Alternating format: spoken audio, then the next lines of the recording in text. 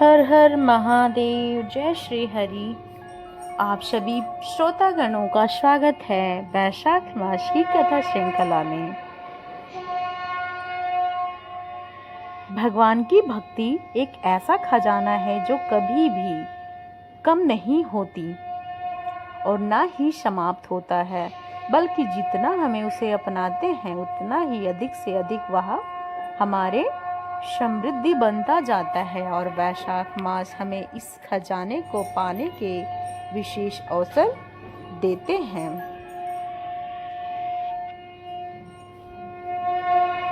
चलिए आज की कथा आरंभ करते हैं। एक समय उस दिव्यता को अपने अंदर में अनुभव करने और इसलिए इस समय हम वैशाख मास की कथा का श्रवण कर रहे हैं जो भगवान श्री हरि से जुड़ी हुई है।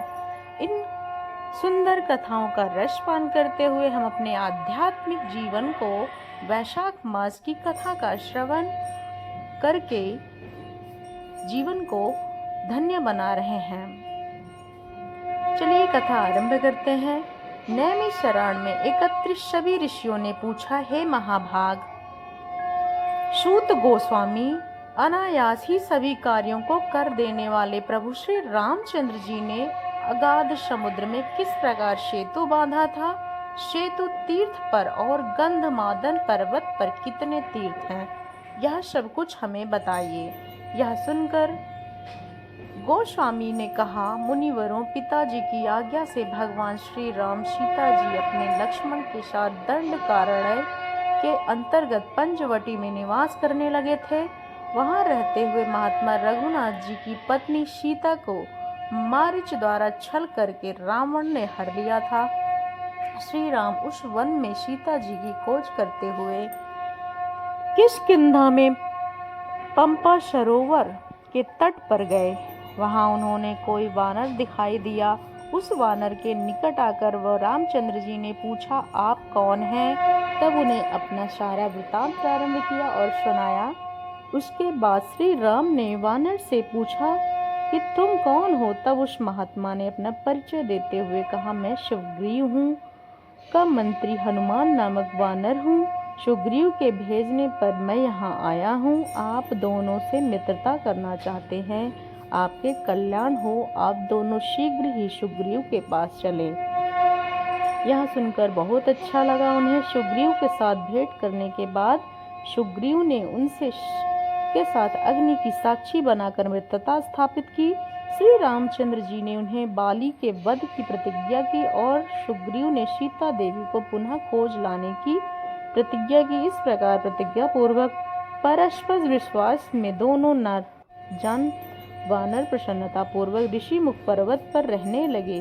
श्री रामचंद्र जी ने सुग्रीव को अपनी शक्ति का विश्वास दिलाने के लिए दुंदु का दानव शरीर के शीघ्र ही पैर अंगूठे से मारकर अनेक योजन दूर फेंक दिया और यही एक बाण में 7 ताल में सब कुछ देखकर सुग्रीव के मन में बड़ी प्रसन्नता हुई।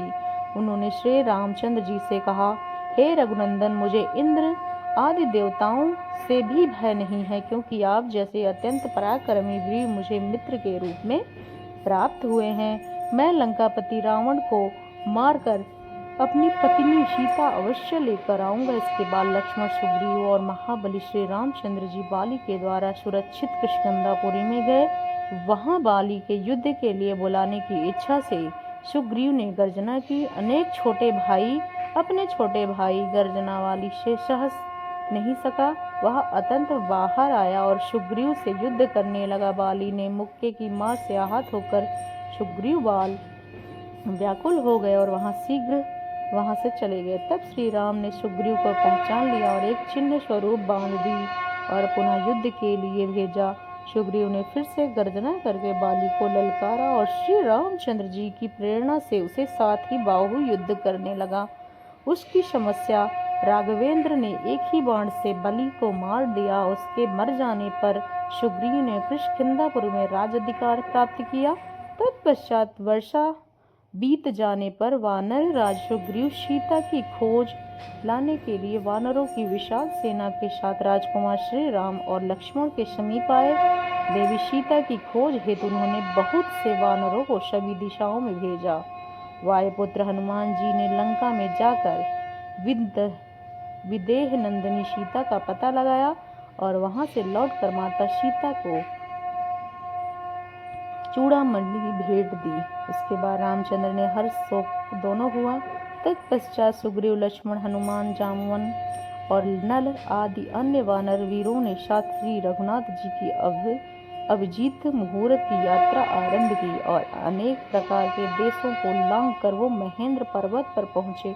वहां चक्र तीर्थ और जाकर उसमें सब निवास किया और फिर राक्षस राज रावण के भाई धर्मात्मा विभीषण जी श्री रामचंद्र जी के मिले और श्री राम ने स्वागत पूर्वक उनका सत्कार किया और उनका स्वीकार किया और इसी समय उन्होंने समस्त राक्षसों के राज्य पर अभिषिक्त कर दिया। श्री राम ने सूर्यास्त सुग्रीव को अपना श्रेष्ठ मंत्री नियुक्त किया और कुछ विचार करते हुए सुग्रीव आदि से कहने लगे, हे मित्रों, आपसे समुद्र की लांघने के लिए कौन सा उपाय सोचा है? यह सुनकर सुग्रीव ने हाथ जोड़कर कहा, भगवान, हम सब लोग नाना प्रकार की नावों से समुद्र को पार करेंगे। यह सुनकर विभीषण ने कहा, राजा सगर के पुत्रों को वरुण निवास भूत समुद्र को खोदा है, इसलिए श्री रामचंद्र जी के समुद्र की शरण में जाना चाहिए। यहाँ से वह कुटुंबी हैं, अतः वह समुद्र। यह सुनकर श्री रामचंद्र ने वानरों को समझाते हुए कहा, हे श्रेष्ठ वानरों, हमारी सेना के लिए बहुत सारी नौकाएं चाहिए होंगी जो कि यहाँ उपस्थित नहीं हैं। अगर व्यापारी बनियों की नाव ले ली जाए तो उनकी बड़ी हानि होगी। हम जैसे लोग ऐसा अनुचित कार्य नहीं कर सकते। हमारी सेना का विस्तार बहुत अधिक है। अगर नाव पर बैठकर यहाँ पार नहीं कर पाए तो यह छिद्र देखकर कोई भी शत्रु हम पर प्रहार कर सकता है, इसलिए तैर कर जाना या नाव से पार करना मुझे ठीक नहीं लगता।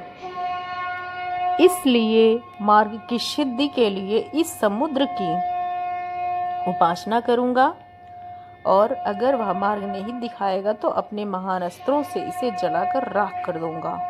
ऐसा कहकर श्री रामचंद्र जी ने लक्ष्मण के साथ समुद्र को जल को स्पर्श करके तट पर बिछाए हुए कुश का आसन पर बैठ गए। श्री रामचंद्र जी नीति के ज्ञाता और धर्म परायण थे।